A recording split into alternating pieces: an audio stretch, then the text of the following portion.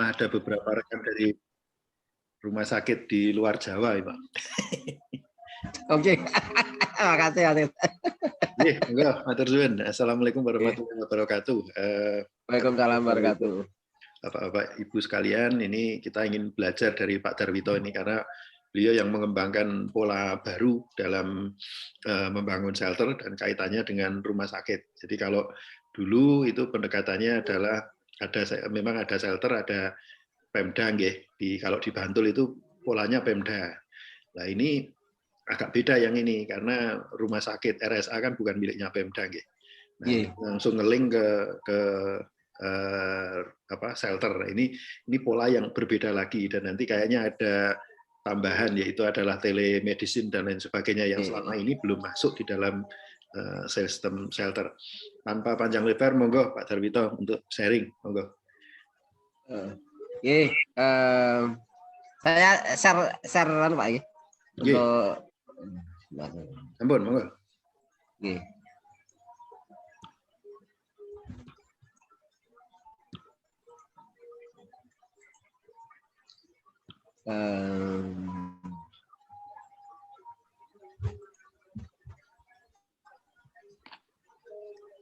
Sudah kelihatan Pak Rif? Ampun. Oke.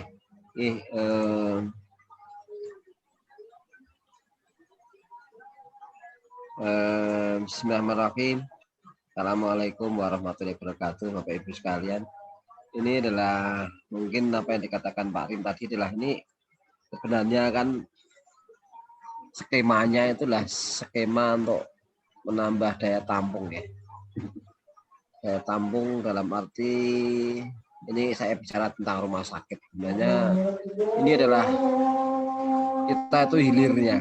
Tapi mau tidak mau hilir itu adalah ibaratnya benteng terakhir ya, benteng terakhir bagi dalam hal menangani orang sakit, yaitu salah satunya adalah COVID. Tapi sebenarnya itu kalau hilirnya ini tergantung dari hulunya. Hanya kita semua tahu bahwa kalau misalnya kita tidak segera tidak sinkron dengan antara hulu dan hilir, hulunya ini nanti tidak ada PPKM yang tegas, maka juga hilirnya juga rumah sakit akan kewalahan. Tetapi sekali lagi ini adalah kita bersama-sama, memang dua simalakama. Tapi saya akan apa yang didawuhkan sama Pak Rim di teman Sojo, kita akan berbagi pengalaman bahwa kita harus menambah daya tampung. Mau tidak mau dengan pola-pola daya tampung ini ada beberapa skema. Kita tahu terutama adalah pengalaman di Jogja ya teman-teman, artinya di Jogja bahwa rumah sakit itu ada dua. Sekarang itu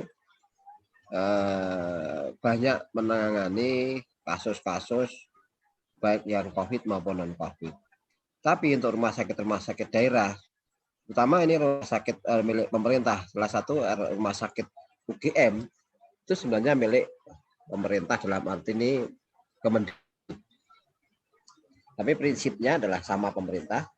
Itu hampir sekarang itu hampir 70% atau itu untuk kita dedikasikan untuk COVID. Kita tahu bahwa begitu kita buka kemarin itu buka satu bangsa langsung penuh, Ini adalah suatu hal yang kapan kita sampai mekar seperti itu. Pasien COVID juga sama, tapi pasien non COVID dalam tanda kutip ini mesti kita kasih tahu bahwa penuh ternyata. Hingga pasien non COVID itu oke lah, ini mungkin tidak dibicarakan.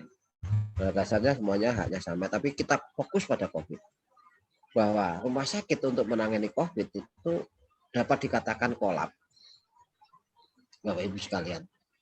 Karena di Jogja itu coba satu Jogja aja 2.700 itu di DIY. Saya pikir daerah lain kalau misalnya di situ testingnya banyak juga mungkin banyak.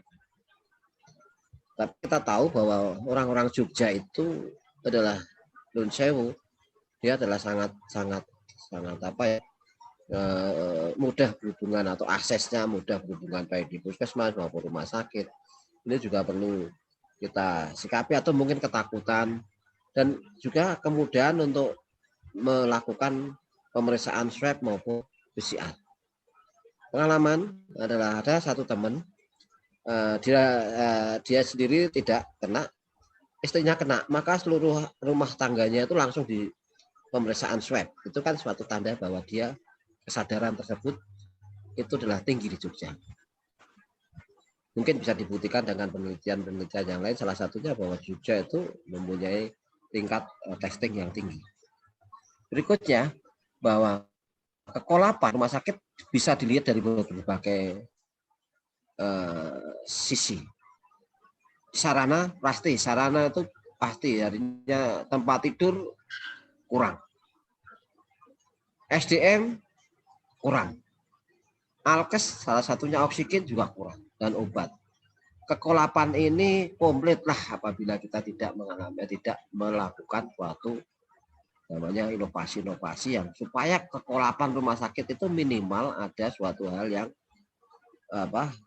kalau istilahnya saya disodet ya, artinya disodet itu ada suatu dikolateralisasi sehingga betul-betul ada suatu misalnya jalan tidak, misalnya ibarat sungai itu mesti ada suatu dibikin sungai sempalan. Karena ketidakmuatan ini UGD juga penuh. Kadang-kadang ada teman UGD yang buka tutup karena kepenuhan.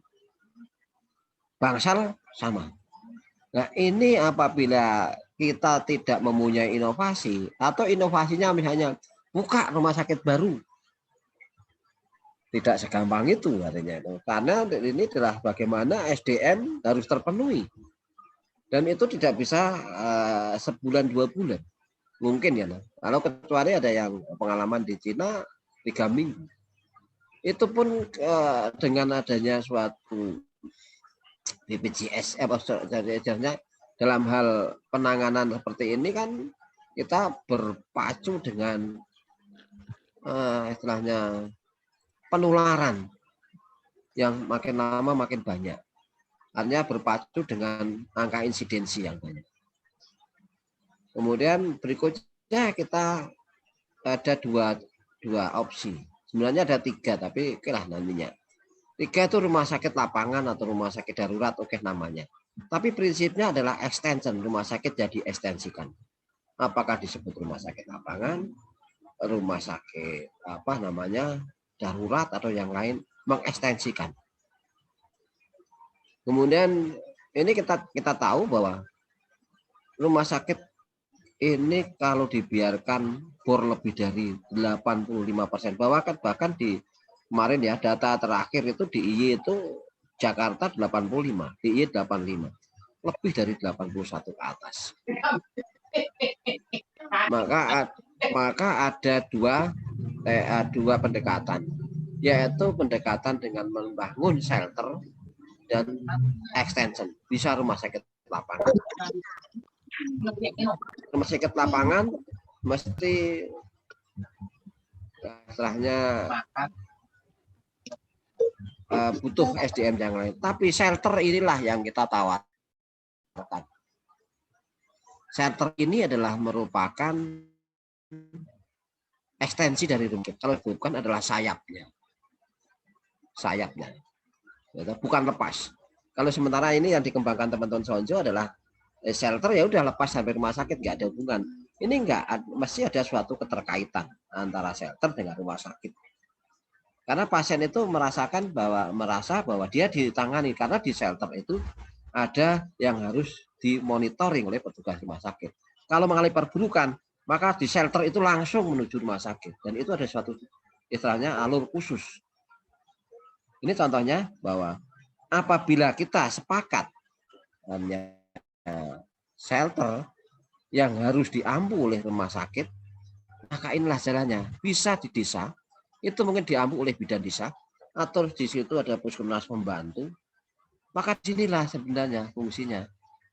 Ada minimal ada seorang perawat, ada seorang dokter. Kecamatan puskesmas, kan banyak dokter-dokter puskesmas seperti ini. Tetapi juga puskesmas sudah sibuk dengan yang lain, SDM, keterbatasan SDM. Kabupaten, provinsi sama. Tapi ini adalah memantau sebenarnya, hanya memantau. pemantauan itu ini yang dikembangkan oleh teman-teman Sonjo, yaitu dengan Pak Ramdhani, itu dengan telemedicine maupun telekonsultasi. Salah satunya ini sebenarnya satu rumah sakit atau shelter yang sayap rumah sakit itu tidak perlu banyak dokter, karena di situ adalah bagaimana pasien itu self assessment dirinya sendiri. Misalnya berapa saturasinya, berasa panasnya, itu juga nanti tinggal berapa hari kemudian dia mengisikan di istilahnya Android-nya, kemudian dokter yang bertanggung jawab tersebut membacanya. Oh, ada perburukan, kemudian kirim ke rumah sakit, dia ada suatu link dan dia itu dipantau oleh rumah sakit karena dia adalah bagian dari rumah sakit. Kalau di rumah sakit, kalau kecamatan bagian dari puskesmas, kalau desa bagian dari bidan desa atau puskesmas pembantu. Maka di sini kalau seandainya ini berjalan, maka kepenuhan rumah sakit itu tidak akan terjadi. Karena pasien yang datang adalah pasien yang berat atau sedang. Ini shelter. Dan ini dipantau oleh pihak rumah sakit. Kalau misalnya orang itu sudah saturasinya lebih dari 95 atau 96, sudah lepas dari oksigen, dorong ke shelter. Tapi kalau di situ ada perburukan, maka dorong ke rumah sakit. Sehingga dalam istilahnya ini adalah suatu alur yang bahasa Jawanya banyu mili. Terus berputar. Dan kemudian kalau sebenarnya kan kita tahu bahwa orang tersebut sebenarnya yang kalau terkonfirmasi COVID itu minimal 14 hari dilakukan karantina. Kalau diisolasi diri di rumah, nonsen kalau saya. Karena pengalaman, kalau rumahnya tipe 21, sulit untuk dilakukan. Bahkan kalau misalnya apalagi kebanyakan adalah kamar mandinya di satu untuk beramai-ramai, nonsen kalau itu bisa. Dan kemudian kalau dia tidak bisa mencukupi dengan, kalau di desa nggak ada gusen atau GoFood, pasti dia belanja ke warung. Sama.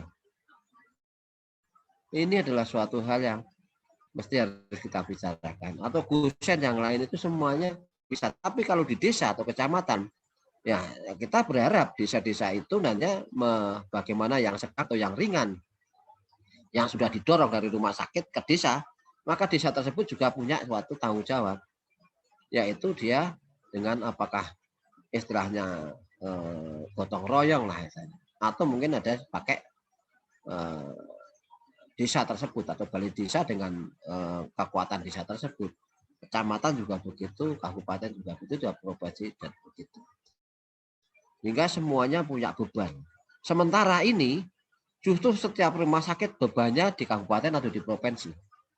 Karena rumah sakit adanya di provinsi dan kabupaten. Orang kecamatan mana-mana, padahal satu wilayah kabupaten itu mungkin jauh-jauh. Dan itu dia nggak akan mungkin orang tersebut diisolasi ya contohnya isolasi di daerah yang jauh darinya, apalagi di daerah luar Jawa.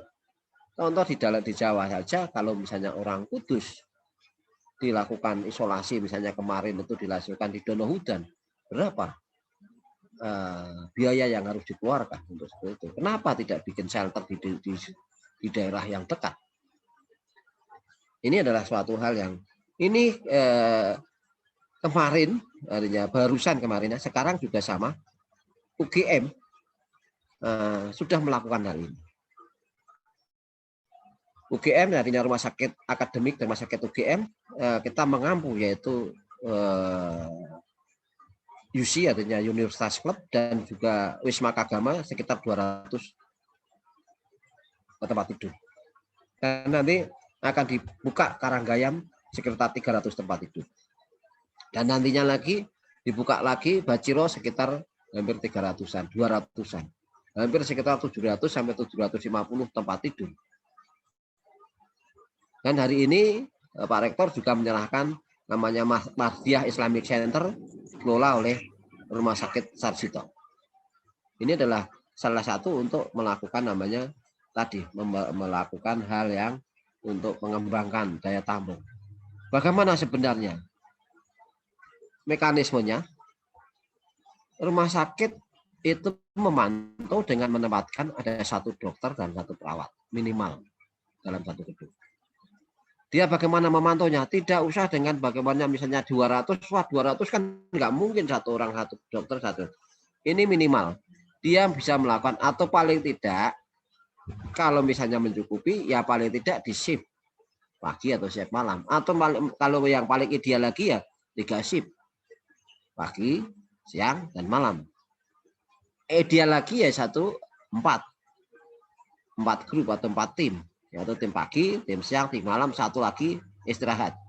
Tapi ini pemantauannya yaitu dengan melakukan telemedicine yang sudah dikembangkan oleh teman-teman MIPA. Yaitu lewat Sonjo, Pak Rim tahu bahwa Pak Madani nanti itu bisa dilakukan hal-hal yang self assessment, dan hari ini atau enggak nanti malam itu sudah ada TOT untuk teman-teman yang para dokter yang mau dilakukan namanya untuk pemantauan tersebut, dokter dan perawat. Dan di rumah sakit akademik UGM sudah berjalan. Ini hari ini kemarin itu sudah ada beberapa yang sudah dimulai dirawat di UC maupun di ini. Tinggal nanti kita mulai masyarakatkan. Inilah pengalaman dari teman saya itu, yaitu istrinya ya karena 2 anaknya sehat, istrinya yang sakit, saat dilakukan isolasi mandiri sudah pulang dari rumah sakit, dia rawat 3 atau 4 hari, kemudian dibolehkan pulang, saya tanyain, oh jangan pulangkan, kirim aja. Nah langsung kemudian kita lakukan, inilah salah satunya terobosannya bahwa dia harus dikirim di shelter sampai ini karena dia mesti mengungsi, nggak mungkin itu untuk bisa bersama-sama. Berikutnya shelter yang ini adalah kami kerjakan mungkin besok atau hari Senin kita buka sekitar 290. Ini adalah di Wisma mahasiswa asrama mahasiswa Dharma Putra di Karanggayam. Ini kita butuhnya karena 290 kita butuh 5 dokter dan 20 perawat. Karena ada 1 dokter diampu dengan 4 perawat karena sekitar hampir 300 tempat tidur. Karena di sini ada shelter, ada suatu blok-blok yang diharapkan ini. Tapi nanti ini tergantung dari jumlahnya semua. Bagaimana? Nah, ini kita bagi 4 shift. Nah, setiap shift 1 dokter dan 4 perawat. Karena diharapkan ada beberapa blok, kalau enggak salah 4 atau 3 ya, 3 itu. Itu kemudian menggunakan telemedicine, monitoring adalah saturasi, keluhan klinis, minum obat dan lain. Dan 1 yang kami harapkan ini adalah untuk pasien-pasien yang gejala ringan atau pasien yang sudah lepas dari rumah sakit. Artinya dia dirawat 3-4 hari, sudah enak badan, sebenarnya dia 2 boleh pulang, tapi normalnya itu kan masih harus dilakukan isolasi sampai 14 hari. Kalau misalnya tidak dilakukan pemeriksaan PCR untuk kedua. Tapi kalau alangkah baiknya apabila dia dengan PCR yang negatif. Tapi minimal 14 hari di dalam suatu yang diajukan teman-teman peer group, baik itu ahli paru maupun ahli penyakit dalam, itu dilakukan minimal isolasi mandiri selama 13 hari atau 14 hari. Berikutnya, ini salah satunya yang kemarin sudah dibuka itu 200 tempat tidur. Ini UC dan Wisma Kagama dibuka. Ini adalah kita ya hotel kelas bintang 3 lah kalau saya. Ini sebenarnya kita butuh 4 dokter karena ini 2 pagi siang. Ini kita bikin pagi siang, kemudian juga sama, hanya untuk pasien gejala ringan. Kalau di sini nanti di bawah pantauan dokter ini dia mengalami perburukan atau gejala saturasinya menurun, maka didorong ke rumah sakit. Rumah sakit sudah ada jalurnya. Ada istilahnya diperuntukkan untuk pasien-pasien tersebut. Ini adalah dengan harapan ini pasien mulai kalau seperti ini pasien itu butuh di rumah sakit yang sedang ya, yang berat sih mungkin lama ya. Yang sedang itu biasanya butuh rawat di rumah sakit sekitar 4-5 hari. Maka 10 hari berikutnya adalah di shelter atau di namanya kalau kita sayap rumah sakit ini. Berikutnya inilah biaya yang diperkirakan. apabila ada sekitar 500 tempat tidur, ini kita dua-duanya kemarin, kita total itu biayanya sekitar 3,5 miliar. Meliputi APD dan yang lain, makan, kemudian makannya ya toh. Kemudian ini 10 hari makan dan akomodasi itu kita perkirakan okelah 200.000 per hari. Kita kira 10 hari maka habisnya 2 juta. Kalau 500 maka sekitar 3 miliar. Tolong Bapak Ibu sekalian, 500 tempat tidur itu sama dengan 3 rumah sakit. Rumah sakit daerah itu paling 200-an. Ini hampir sekitar 2,5 rumah sakit. Coba kalau mau bangun rumah sakit berapa miliar dibutuhkan? Ini cukup dengan 3 miliar dan ini. Makanya nanti menggunakan sebenarnya gedung-gedung yang kita memberikan contoh bahwa gedung-gedung seperti ini, Wisma Kagama yang itu Dharma Putra seperti ini yang tidak terpakai saat mahasiswa ini, sorry. Jadi ya, artinya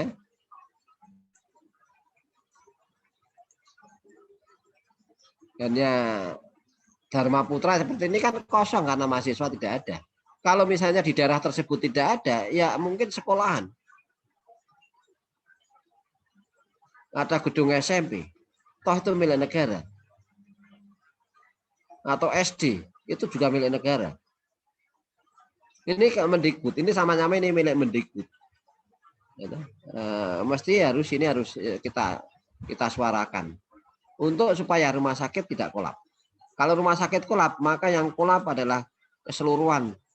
Karena itu termasuk rumah sakit itu adalah kebutuhan pokok dalam hal kehidupan.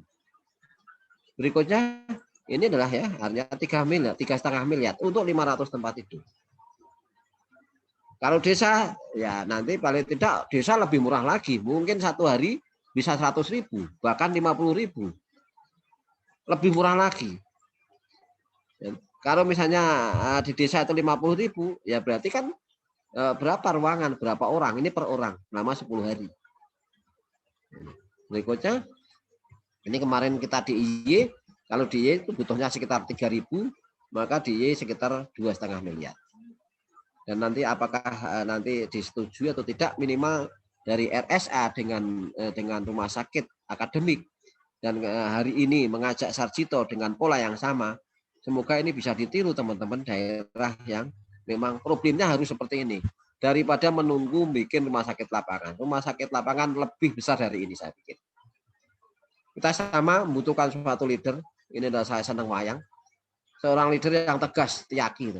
Pak Rimawan juga sama. Senang wayang. Barisan artinya ini. Barisan ini kalau nggak ada yang mengomando, ya udah dia mandek aja. Ngalor-ngalor ngidul-ngidul. Ini harus ada komando. Komando inilah Bapak Ibu sekalian, kita ngajak para komando-komando yang tegas, harus tegas. Ayo kita sama-sama. Tanpa itu maka pandemi ini saya yakin kok lama, karena tidak selesai-selesai. Kalau nanti pandemi dengan dikelola dengan seperti ini, ya paling tidak berharap namanya angka kematian itu mungkin bisa, dan mungkin kesakitan dengan nantinya hanya dengan imunisasi. Tapi itulah sementara yang kita lakukan ini nanti mungkin 1 minggu, 2 minggu, 1 minggu lah kita evaluasi bagaimana bolong-bolongnya, karena ini adalah saat itu saya juga belum berpikir, setelah berpikir seperti ini kita terapkan. Dan alhamdulillah rumah sakit bisa menjembatani. Sekarang Banyu Mili Pak Rim. Orang merasa senang di UC maupun di Wisma Kagama. Tapi dari saya cukup sekian aja. Terima kasih atas kesempatan Pak Rim untuk bicara sharing untuk pengalaman. Terima kasih. Billahi taufiq wal hidayah. Assalamualaikum warahmatullahi wabarakatuh. Waalaikumsalam. Monggo Bapak Ibu, kalau wonten pertanyaan untuk pendalaman ini, monggo. Punya waktu banyak kita. Boleh Pak Rim? Monggo langsung. Jadi, matur nuwun Pak Rim, matur nuwun Dr. Darwito. Ini pemaparan yang menarik. Saya kemarin sempat menikmati shelter yang di Dharma Putra. Waktu itu transisi karena dari rumah sakit. Betul, isoman di rumah itu juga susah Pak Darwito. Jadi saya milih di Dharma Putra dulu sebelum pulang ke rumah. Nah, tadi disampaikan bahwa sekarang situasinya kan memang berbeda dengan pada waktu itu saya kena COVID sekitar bulan apa ya? Bulan Mei, belum seperti sekarang. Dan bulan April, dan situasi sekarang sudah semakin banyak, dan kejadian-kejadian isoman yang tidak terpantau itu juga cukup mengkhawatirkan. Tadi Mas Gede juga sudah menyampaikan sudah sekian dokter relawan yang mendukung. Moga-moga ini dikomandoi Setyaki tadi, saya kira luar biasa. Yang ingin kami dapatkan itu ininya, senjatanya Pak Darwito. Setyaki kan punya senjata. Nah, senjata telemedicine-nya seperti apa? Mungkin boleh diceritakan Pak Darwito, karena tadi pagi kami juga ikut di acara webinarnya Persi yang KMK 4829 kan lebih bicara tentang 11 platform yang saat ini baru di DKI dan Jabodetabek. Nah, mungkin model perluasan melibatkan relawan itu belum ada kerangkanya. Nah, moga-moga dengan adanya model di Jogja ini, kita dapat memperkuat KMK, jadi akan regulasi untuk telemedicine yang berbasis komunitas maupun Fasiankes juga moga-moga dapat dirumuskan dasar hukumnya. Mohon pencerahannya Dr. Darwito Ahmad. Ini Mas Anies kan juga ahli IT ya. Ya, prinsipnya gini, IT yang dikembangkan oleh Pak Ramadhani itu sangat simpel. Karena ada suatu self assessment ya. Kemarin saya baru lihat, kemudian sekarang kita gabungkan dengan punya RSA. Nanti mohon, karena saya sendiri terus terang Pak Anies, saya tuh gaptek ya, nah perkara komputer itu aku kadang-kadang itu orang, yang nah penting itu komandannya kok, kalau iya. ini bukan penggunanya, yang penting komandannya kok. Yang penting komandannya kok itu.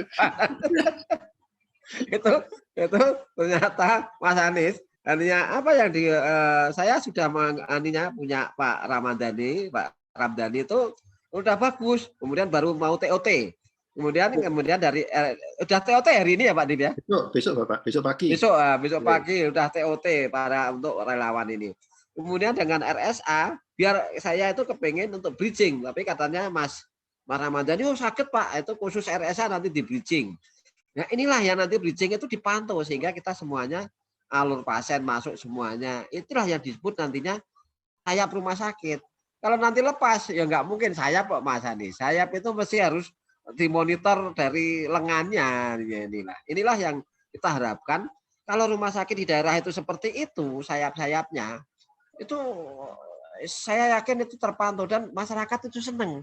Karena sebenarnya di rumah sakit itu kan suasana yang enggak enak ya Mas Anies. Kan lain dengan di shelter. Di situ mungkin oke lah ruangannya lebih nyaman. Gitu Pak Tim. Tapi prinsipnya Mas Anies, saya ultra gaptek. Artinya yang penting dengan kepengen takon itu Mas Ramdhani itu takoni dengan aku ya wes angkat tangan ora iso aku terus terang. Nah, ini boleh nambah Pak Darwito. Itu Pak Anies dulu yang kita diskusikan di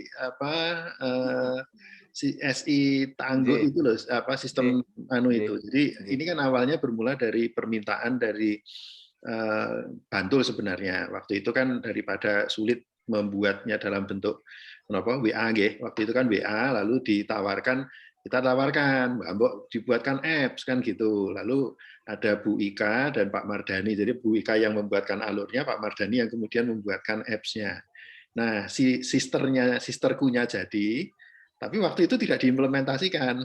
Nah, lajeng ada gerakan ini, kita mau telemedicine ini. Nah, terus malah penyeliaan shelter sing niku Sonjo Saras niku. Nah, terus Pak Darwito mengatakan, itu bisa nggak sekaligus dengan monitoring pasiennya. Nah, terus saya ingat, loh Pak, dulu tuh kita sudah punya Pak, namanya sisterku itu. Jadi ini di recycle. Terus diperbaiki sama Pak Mardhani agar memungkinkan bisa diskusi Pak. Jadi bisa chatting. Nah, itu yang menarik fiturnya di situ. Monggo Pak Anies kalau masih ada lagi. Matur nuwun. Saya kira ini karena inovasi yang menarik ya. Jadi tadi juga kebetulan karena tadi pagi kami pas diskusi tentang telemedicine dan waktu itu sebenarnya Persi itu berharap Pak Darwito kan juga ketua Persi DI. Jadi Persi itu juga berharap karena KMK-nya Kemenkes itu kan baru mengacu kepada platform dalam tanda kutip platform-platform yang berfunding besar, Mas Rim. Yang itu kan memang, nah sementara kan teman-teman yang buat apps itu kan sebenarnya banyak. Lulusan informatik itu kan banyak. Teman-teman informatika banyak. Dan ini yang saya kira pendekatan berbasis komunitas ini yang saya kira penting dengan asumsi bahwa pendekatan berbasis komunitas ketika kita sudah mengalami kesulitan mengendalikan Jawa dan mungkin nanti ketika Jawa itu menurun dan meluas keluar Jawa, mestinya gaman telemedicine ini mestinya bisa segera diperluas ke yang lain. Nah, mungkin kalau misalnya memanfaatkan platform yang lain yang dalam tanda kutip industri funding itu kan agak kesulitan dalam arti mereka rekrut dokter aja juga berbayar. Sementara kalau ini berbasis relawan mungkin akan berbeda. Nah, sehingga pendekatan yang berbasis inovasi sosial ini yang saya kira menurut saya kok menarik ya sebagai meluaskan kepada teman-teman shelter-shelter yang lain juga disertai dengan gaman-gaman semacam ini yang saya kira besok saya boleh ikut Mas Rim mungkin besok pagi jika ikut senang sekali untuk ikut belajar. Kemudian yang kedua, saya kira mumpung sekalian kita dapat pengalaman ini, kalau bisa kita sekalian dapat memantau Mas Rim, kalau boleh usul. Jadi ini contoh-contoh mana shelter yang terpusat maupun ada juga masyarakat yang shelter yang di rumah. Nanti sekalian kita pantau apps berapa yang dari awal sampai akhir, berapa yang berhasil kita identifikasi kalau perlu dirujuk ke RSA karena sayapnya itu masih di RSA jadi bisa link ke sana, dan insya Allah berapa yang moga-moga dapat selamat selama tetap menggunakan apps. Nah, ini kalau kita punya ukuran-ukuran keberhasilan menjamin keselamatan melalui teknologi, ini saya kira menjadi ukuran kualitas dan patient safety yang baik. Nah, ini yang selama ini kita belum pernah mendengarkan bagaimana hasil dari inovasi di Kementerian Kesehatan yang menggunakan telemedicine dan dirilis menggunakan KMK. Hasil outcome-nya itu seperti apa. Nah, moga-moga kalau di lingkup kita itu bisa kita ukur hal yang perlu kita berbagi. Nanti kita rangkuyung bareng-bareng untuk memperbaikinya. Terima Mas Rim. Monggo, wonten malih Bapak Ibu. Saya pikir Mas Anies nanti juga mesti mempunyai kewajiban untuk membantu kita gitu Pak Wim. Orang mau delok tok. Mangga. Oh, ini kan nanti. Siap. Kan kerjasamanya di situ kan Pak Komandan. Di logonya kan ada Sojo, Kagama, Dok, sama FKKMK, jadi kan FKKMK ya masih klub aja nanti. Monggo niki. Napa? Bapak Ibu monggo. Monggo. Ada pertanyaan? Itu kalau ini jadi Pak Rim, kalau memang ini nanti jadi Ngarso Dalam kelihatannya setuju. Apakah nanti kita dikasih lagi yang kemarin itu Pak, kemarin yang sesuai dengan Pak Sekda itu di Wisma UNJ, Asrama UNJ, kemudian dari PU, kemudian Depdagri itu ya mungkin nggak tahu berapa itu mungkin, tapi intinya adalah sebenarnya itu ada teman-teman itu khawatirnya itu biayanya dari mana itu loh. Padahal sebenarnya itu dibuka. Iya, gitu. Yuk, dana itu banyak toh kalau mau pakai realokasi lah, kalau nggak mau ya susah. Ayam mati di lumbung, Pak. Nih. Makanya nanti saya pikir Ngarsa Dalam sudah membuka, tinggal nanti pasukan di bawahnya untuk membuka pintu-pintu itu. Ini monggo ini dari Bu Citra ini, dari Rerewangan Bandung Raya. Monggo Bu Citra. Ya, terima kasih Pak Darwito, Mas Rim. Kami yang dari jauh ini belajar nih Pak Darwito persis menyambung pembahasan yang terakhir banget barusan tentang dana ya. Kalau saya lihat salah satu isunya misalnya di Jawa Barat itu masalahnya dananya ini urunannya gimana sih pembagiannya. Kalau tadi ada slide-nya ya Pak Darwito, slide tentang budget mungkin bisa dilihat lagi, diperlihatkan lagi. Terus saya penasaran pengen tahu pembagiannya itu kalau di sana seperti apa ya, dari mana yang dari dana APBD, dari mana yang dari mungkin UGM atau bagaimana ya Pak? Jadi itu aja Pak. Oke. Ini Bu, untuk sementara yang di shelter Kagama, di Wisma Kagama Ponyusi itu semuanya kalau memang itu warga adalah warga Sleman, maka itu didanai oleh pemerintah Pemda Sleman yang 200.000. Karena yang non warga Sleman kita belum melakukan perjanjian, tapi saya kalau misalnya saya cenderung untuk rumah ada suatu SK kemarin itu kita sudah usulkan disebut SK rumah sakit darurat atau rumah sakit lapangan. Kan kalau dengan model seperti UC maupun dengan model seperti Wisma Kagama itu bintang 3. Dibandingkan kalau misalnya bikin rumah sakit lapangan dengan tenda, sebaik-baiknya apa ya tetap masih bagus UC sama Wisma Kagama yang bintang kelas bintang 3. Itu pun kalau misalnya Pemda yang lain, kalau memang warganya ya kita tagihkan. Tapi kalau seandainya tidak mau, ya itu mesti kita harus mencarikan.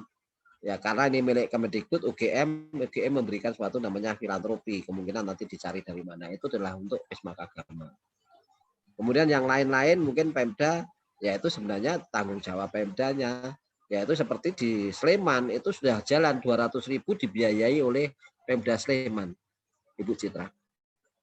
Oke Pak, itu 200.000 hitungannya per pasien per hari atau per pasien per hari? Per pasien per hari. Iya. Oh iya. Karena kan diharapkan kan gini, pasien itu makannya misalnya paling tidak 15.000 lah, minim gitu ya, minim. Kalau di Jogja, kalau di Bandung mungkin ya sekitar 30 atau 25. Kalikan aja, kemudian nanti untuk beli APD, beli yang lain, kemudian untuk operasional cleaning service, beli apa namanya untuk pengelolaan limbah, itu kan juga butuh kan, limbah kan adalah itu tuh limbah infeksius. Memang kita kelola sebagaimana layaknya rumah sakit yang harus betul-betul pengelolaan limbahnya itu limbah infeksius kita tangani dengan baik dan kita masukkan ke insenerator.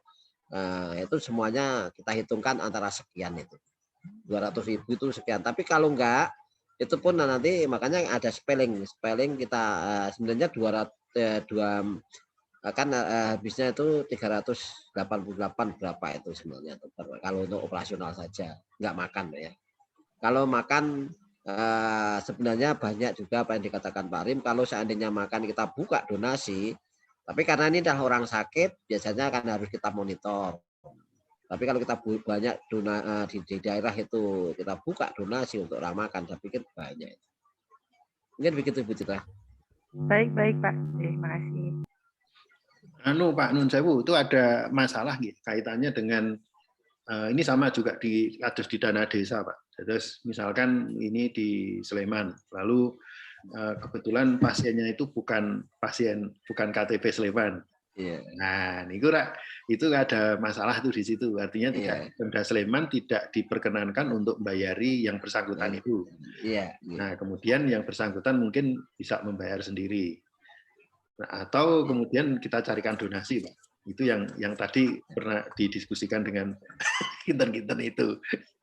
Karena kalau misalkan kayak UGM ini kan susah nggih Pak, ketika misalkan mahasiswa dari tempat lain selain Jogja datang, kemudian mereka sakit, itu kan kewajiban UGM juga nggih sebenarnya untuk menutup itu.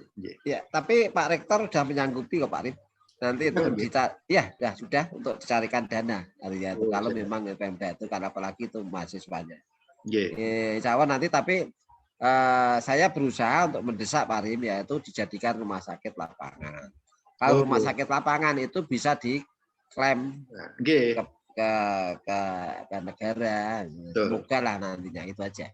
Nggih. Kalau jadikan rumah sakit, kalau tidak shelter ya tetap akan kita carikan donasi. Sebenarnya kemarin dari Pak Rektor sudah menyiapkan, udahlah dicarikan aja. Itu adalah kesanggupan dari Pak Rektor, dan saya pikir nanti kita tinggal, kalau hanya daerah istimewa Yogyakarta kan kita tinggal Suwan Ngarso Dalem, kemudian ini loh pemdanya ngaten. Nah, di luar Pak, kalau mahasiswa, saya pikir nanti Pak Rektor mau mencarikan jalan solusinya. Gitu Pak Rim. Nggih.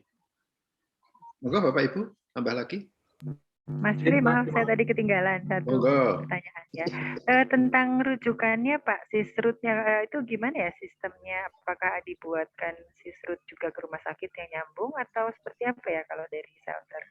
Kita nggak ada sisrut langsung pakai terhubung darinya, karena yang di sana petugas yang tugas adalah dokter kita, perawat kita. Oh, maksudnya nyambung dengan rumah sakit tertentu gitu ya? Iya, itu adalah karyawan gitu, kita, pakai kita. Dan dia hanya cukup pakai Android, kirim tugasnya ada namanya. Karena di situ saya mendugasi seorang dokter, malah kebetulan adalah ahli bedah anak yang masih muda, itu ahli bedah. Udahlah kamu ikut ya sebagai koordinator shelter. Nantinya dia membawa shelter itu, dan dia akan memonitoring. Samping ada dokter-dokter muda yang memang dokter-dokter, apakah nanti dokter yang intensif atau dokter umum yang memang mengelola shelter tersebut. Itu adalah karyawan kita, gitu lah. Betul. Jadi kalau misalnya kami mau coba buat di Bandung, tapi bukan dengan universitas yang nggak punya rumah sakit, mungkin lebih baik memang punya kerjasama gitu ya dengan sebuah rumah sakit tertentu gitu ya. Iya. Dan itu sebenarnya rumah sakit juga punya keuntungan, Bu. Apa? Dengan seperti itu pasiennya tidak ngendon lama. Nah, satu dari segi rumah sakit pasiennya misalnya nunggu PCR kan lama, tapi dari segi kesehatan dari kedokteran masyarakat atau istilahnya istilahnya kedokteran masyarakat itu kan pasien yang boleh pulang itu kan langsung pulang, padahal sebenarnya dia masih menularkan sampai 14 hari. Itu loh. Iya. Oh iya Pak. Iya. Monggo, wonten malih. Pak Istianto atau Dr. Glory ini monggo kalau izin Pak Rimawan. Nggih, monggo Pak. Nah, monggo. Terima kasih Pak Rimawan. Pak Ritin. Selamat malam Dr. Darwito. Mana, semangat ya, semangat. Lama nggak ketemu ini Dr. Darwito. Iya nih, wah iya. Ini sama ahli bedahnya Pak Rim. Dia ahli bedah tapi juga sama ini. Saya banyak belajar dari Dr. Darwito ini. Share aja. Jadi kalau di Balikpapan ini memang kondisi sama. Naik COVID-nya kan naik tinggi sekali. Dan di Balikpapan pun kita menyebut kalau shelter itu kan dengan safe house. Nah, tapi safe house yang di Balikpapan ini ada yang disediakan oleh perusahaan gitu, yang banyak, dan ada juga yang disediakan oleh pemerintah kota. Gitu.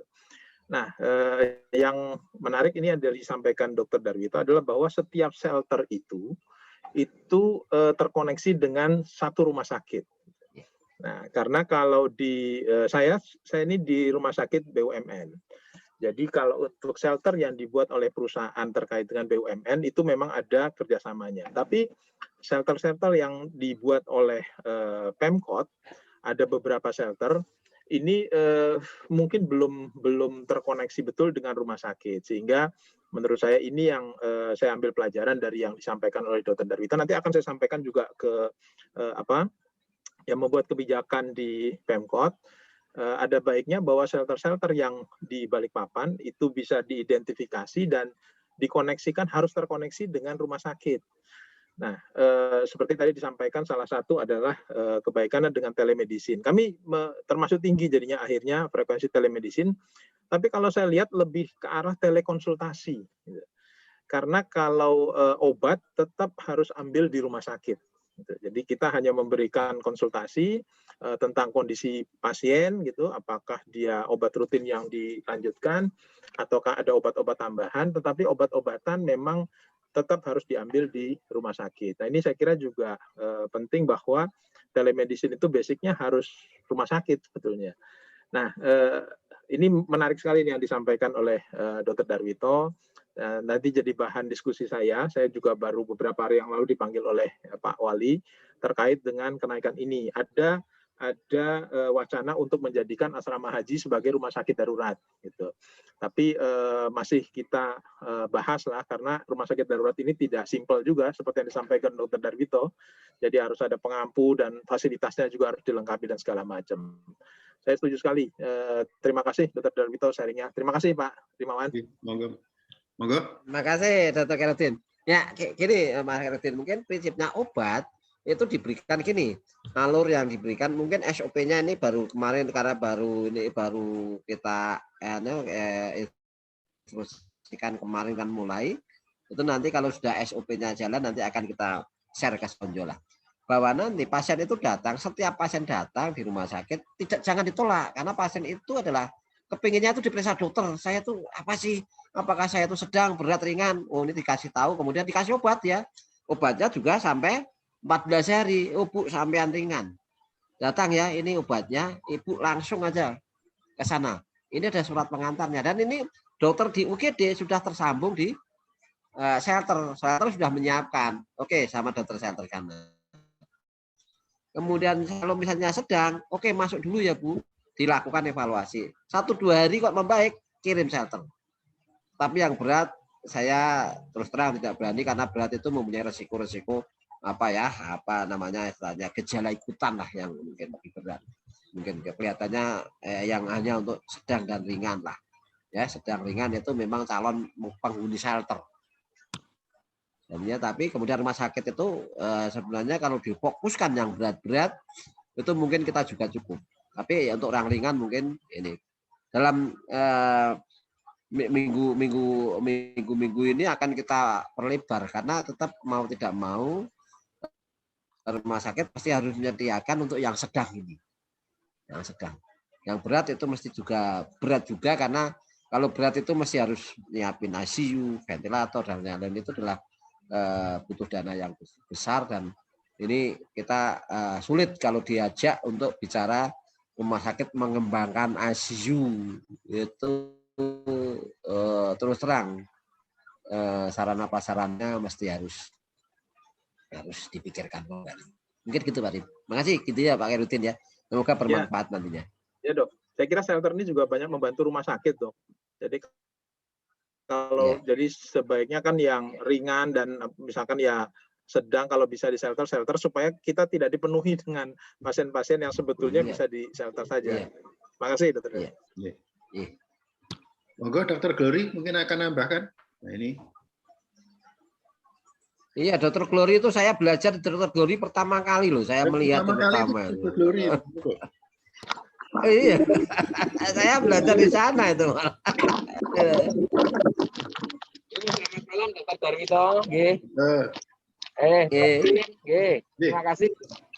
Ya, saya sudah menyimak apa yang sudah disampaikan Dokter Darwito. Memang sangat luar biasa. Jadi memang melalui ini kita bisa mengembangkan sayap-sayap untuk shelter dalam rangka penanganan COVID-19 seperti itu.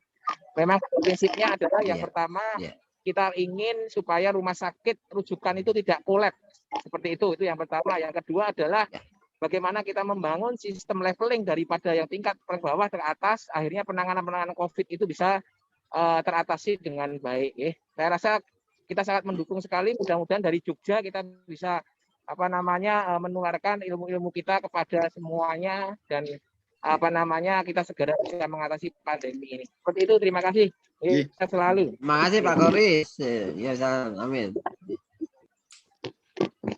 Enggak, wonten malih Bapak Ibu, masih ada sisa. Nambahin sedikit Mas Rim. Nggih. Ini terkait dengan komentarnya Dr. Khairudin tadi tentang pelayanan obat.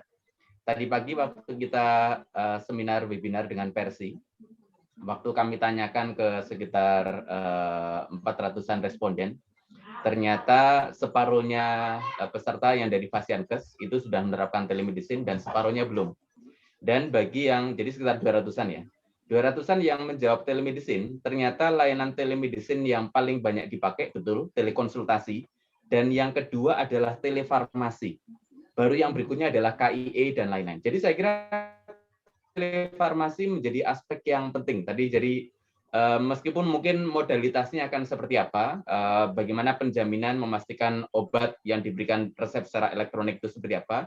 Tetapi kalau dalam konteks shelter yang menginduk kepada rumah sakit, saya kira prosesnya akan menjadi lebih mudah. Jadi bayangan saya, shelter itu dianggap sebagai salah satu satelitnya rumah sakit. Jadi mungkin dianggap sebagai salah satu satelit farmasinya. Beda dengan kalau misalnya shelter isoman yang terpisah-pisah sendiri-sendiri, itu mungkin lebih kompleks. Tapi saya kira secara elektronik nanti mungkin bisa disepakati kerjasama dengan apotek, kerjasama dengan ikatan asosiasi apoteker, mungkin nanti bisa disusun model memastikan bahwa resep dibuat oleh siapa yang punya kewenangan dan obatnya jenisnya apa, dan mungkin juga sampai dengan biaya kalau misalnya nanti ada kaitannya dengan dana yang disediakan oleh pemerintah untuk obat-obat tertentu. Mungkin begitu. Matur nuwun. Nah, ini sharing sedikit Pak kaitannya dengan obat. Kemarin itu kami itu kan coba BIMTEK, ketika BIMTEK gitu. Sebelum BIMTEK saya itu pernah dikontak beberapa rekan perusahaan dari Jakarta, dan mereka mengatakan bahwa mereka punya shelternya memang tidak terkait dengan rumah sakit. Lalu mereka ini karena merasa kasihan gitu ya dengan stafnya, itu mencari obat sendiri Pak.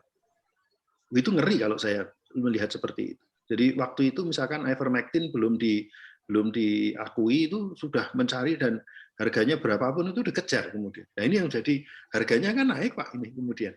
Sementara efikasinya kan belum jelas.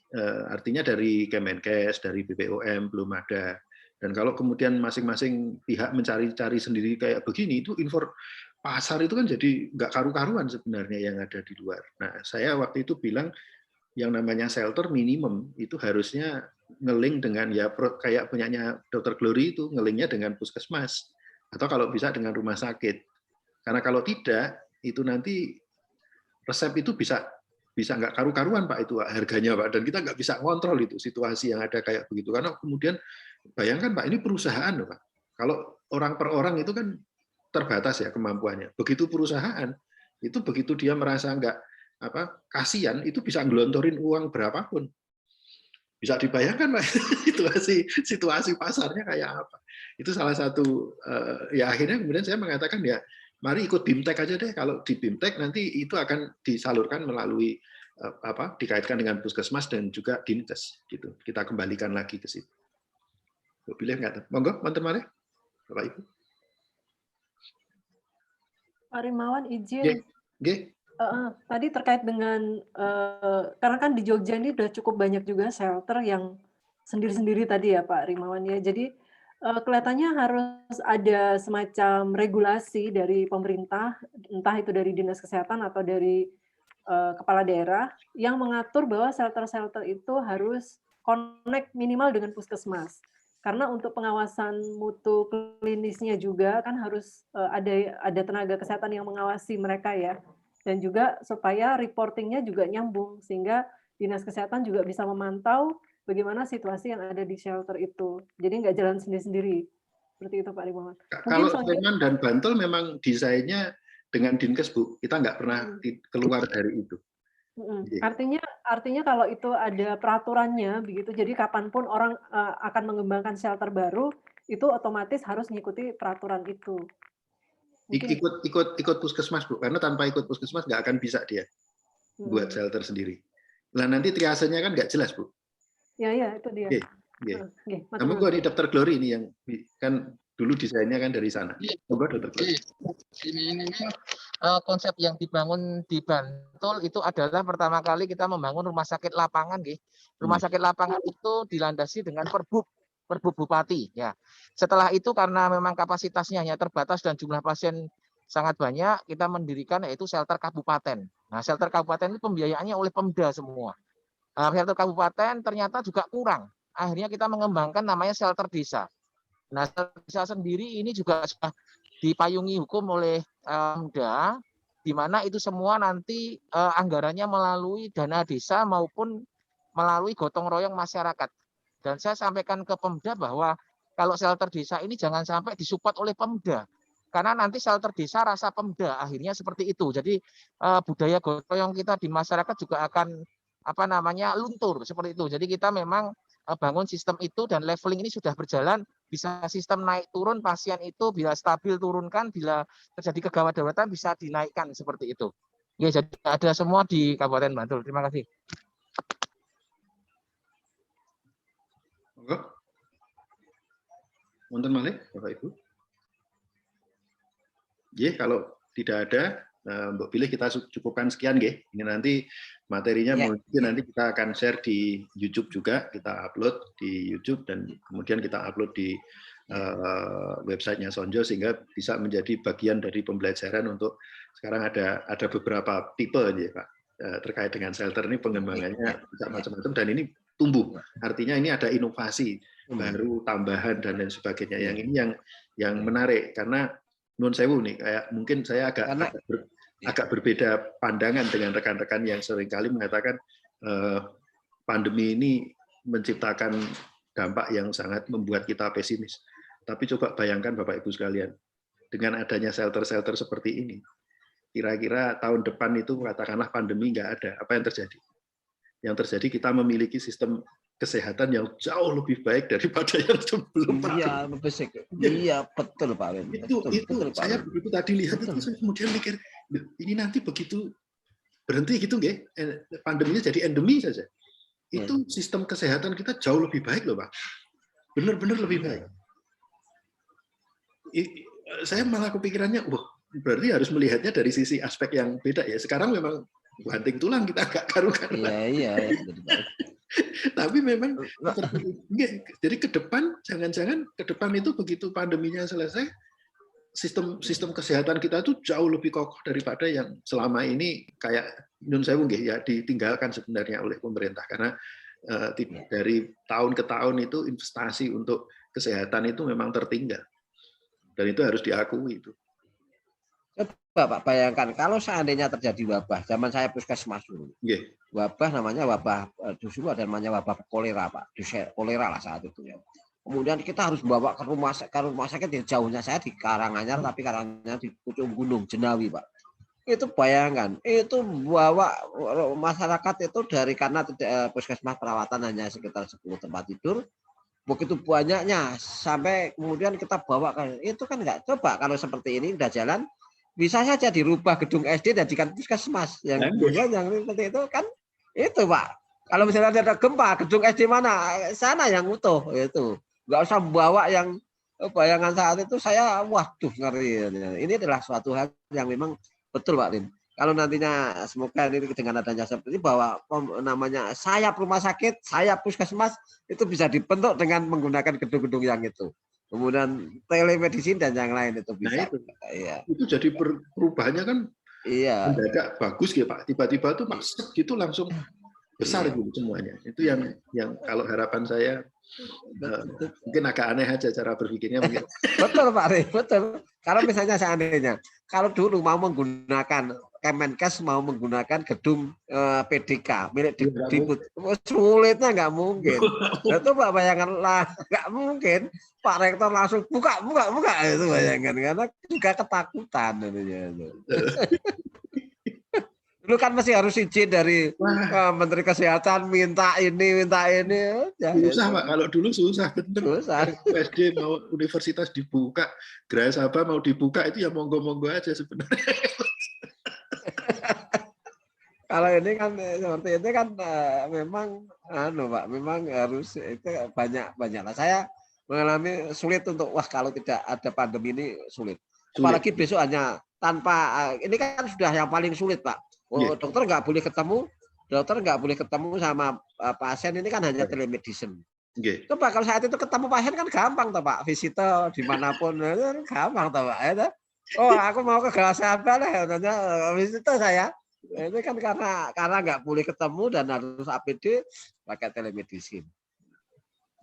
Itu Pak Rin. Ya, ini alhamdulillah gini. Semoga ini hikmah dari pandemi ini memperbaiki. Dan saya yakin Pak Imin dengan adanya kelangkaan oksigen, pemerintah mesti mikir bahwa ada sesuatu monopoli. Nanti mungkin tiap provinsi punya pabrik oksigen, Pak Imin. Betul.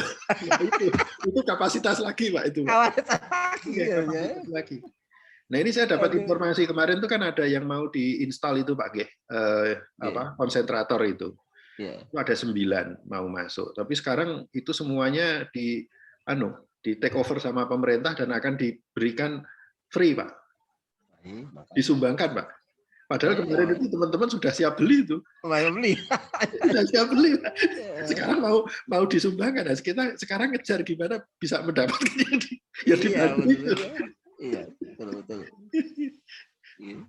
Iya, Bapak Ibu, matur sembah nuwun sudah 1 jam. Jadi matur sembah nuwun Pak Darwito, matur sembah nuwun Bapak Ibu atas kehadirannya.